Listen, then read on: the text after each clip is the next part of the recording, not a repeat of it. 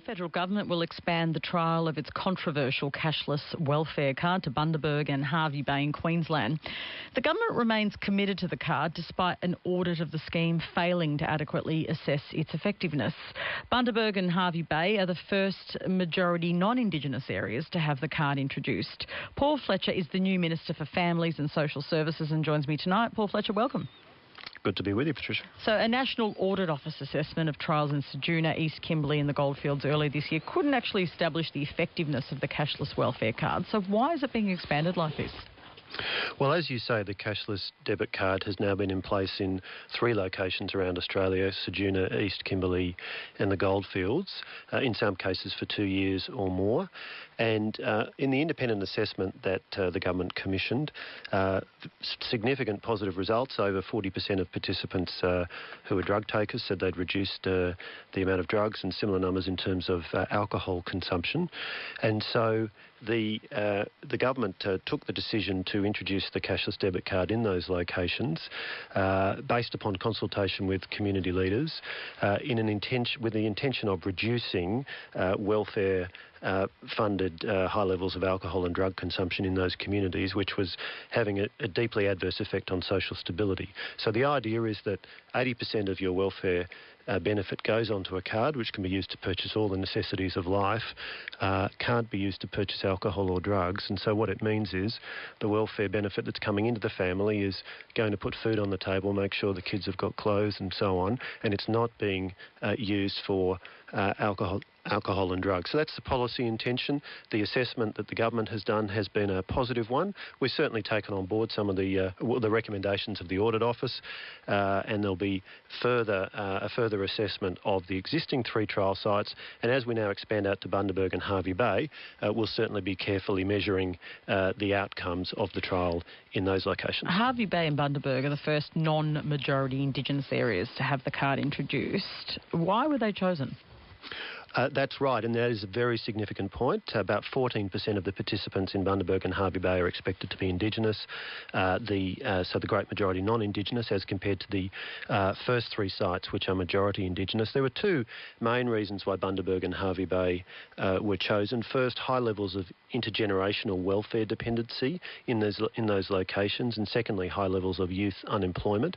There's been very extensive consultation with community leaders in Bundaberg and Hervey Bay, and there's been, again, a significant level of desire to have this new approach being trialled in this additional location. Certainly my colleague Keith Pitt, the member for Hinkler, has been a strong supporter. Interestingly, the previous Labor member for Hinkler has also been a significant supporter because of the benefits of an approach where you are focusing on money being provided for welfare, going to the purposes that Australians would expect it's spent for, and not being used for consumption of drugs and alcohol, which sadly in too many cases is the case in the communities that have been identified, where community leaders have said, look, we think the cashless debit card is an approach worth trying. Well, you've taken over this big new portfolio now. Disability advocates say they want to raise with you government measures which have forced some people who are on the disability support pension onto New Start, which means, less money to live on essentially because it's a lower payment. Are you prepared to consider that? Well, clearly one of the major priorities in the portfolio of family and social services, which Prime Minister Morrison has appointed me to, is supporting Australians with a disability. And of course we're in the middle of the rollout of the National Disability Insurance Scheme, which is a massive multi-billion-dollar transformation in the way that services are provided to Australians with a disability. Some 180,000 participants in the scheme now, and that number projected to double this year. So a major priority in the Families and Social Services portfolio is supporting Australians with a disability, the NDIS growing substantially, and with any growth of a project of this scale, there will always be challenges along the way. It's important that we have processes in place to identify issues as they arise and to respond to them quickly, but there's a strong agenda to improve services. We're improving the participant pathways, making sure that participants all have the option of a face-to-face session on their plans if that's what they want. And so that's an important agenda item when it comes to disability.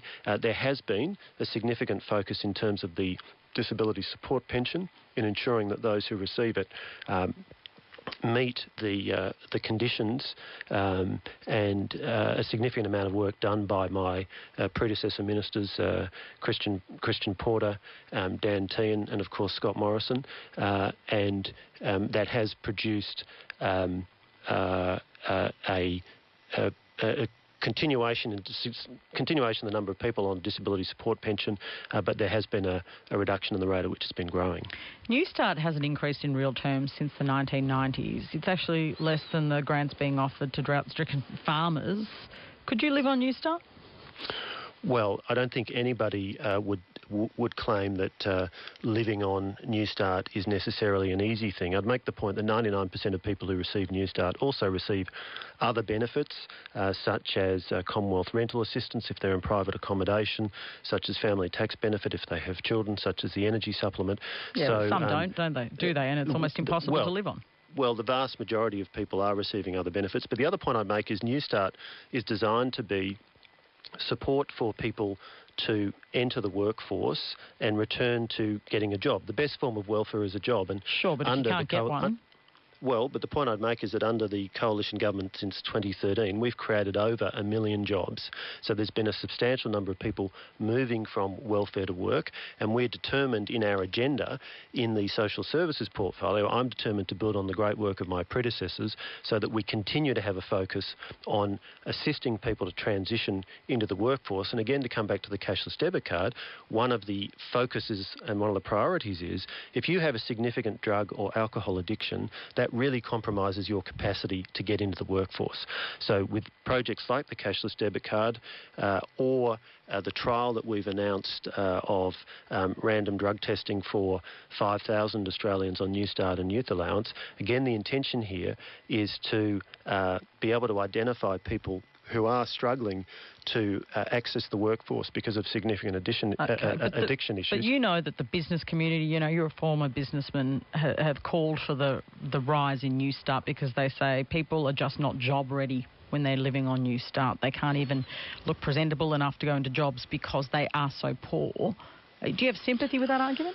Well, certainly we have a strong focus on this question of people being job ready. And again, to talk about the drug trial that we've announced, the intention is that... you're pivoting. I asked you specifically, not about the drug trial, but being job ready. The BCA's complaint that, you know, it's so low you just can't be prepared for a job because you can't even afford the basics. But, Patricia, the point you make and the point that BCA makes about being job ready is an important one, and that does underpin a number of the policy approaches we've taken, including our intention to commence a trial of 5,000 participants on Newstart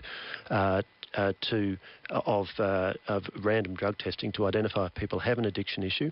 If you do, then you'll go into income management, so you'll still receive the benefit, but similar to the cashless debit card, although with some details in practice, your benefit will come in a form where a substantial proportion of it can be used on the necessities of life but couldn't be used, for example, to purchase drugs or alcohol. In addition, as part of that trial, we're also providing additional funding for treatment services. So the idea is that if you test positive for a second time, you'll then be referred to a medical professional, and if that professional recommends it, you'd then go on a treatment program to assist you to get control of your addiction issue, which is so important in terms of self-esteem and people living their best lives, but also so important in terms of being job ready, having the capacity to go into the workforce, which if you've got a significant addiction issue is obviously very, very difficult.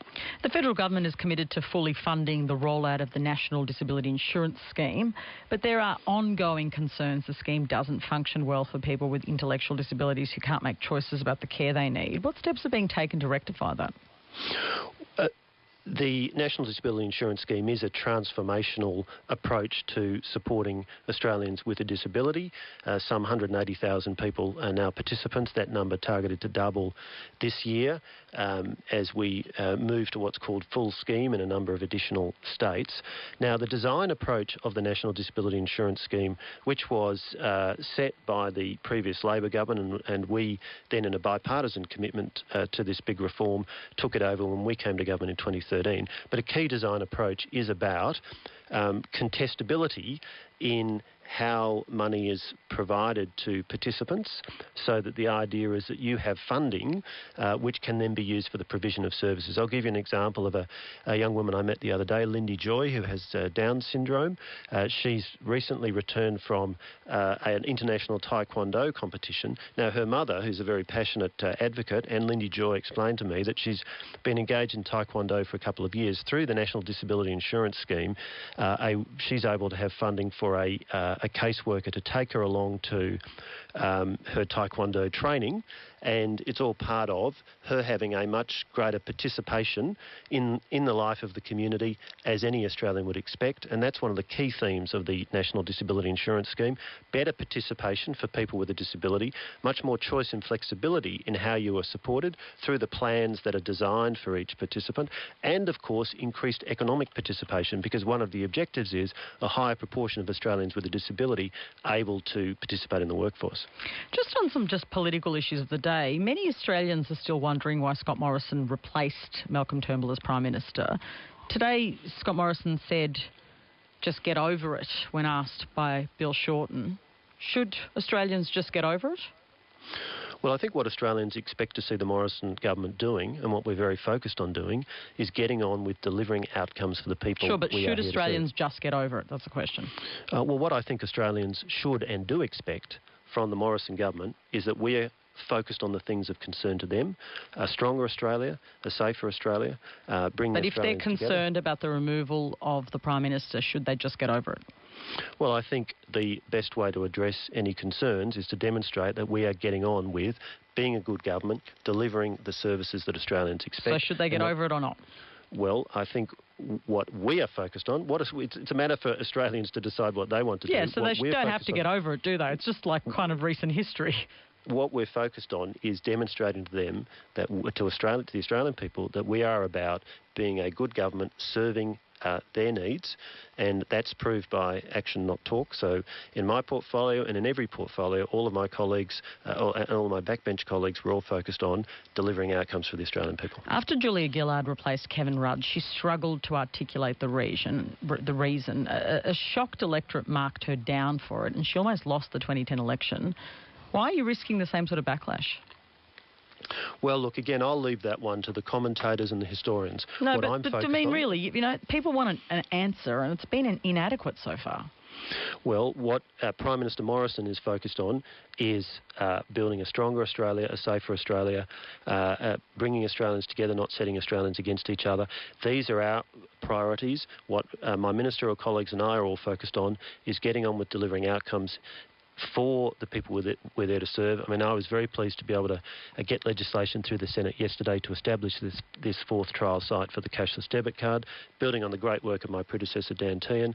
Across all of our portfolios, that's what we're focused on. We'll leave the analysis to the commentators and observers, because as a government, we've got an important job to do for the Australian people, and that's what our focus is. The Prime Minister, Scott Morrison, says he doesn't believe there is bullying within the Liberal Party, but that's been contradicted by a number of female MPs who say they were bullied. And the Minister for Women, Kelly O'Dwyer, actually said it too.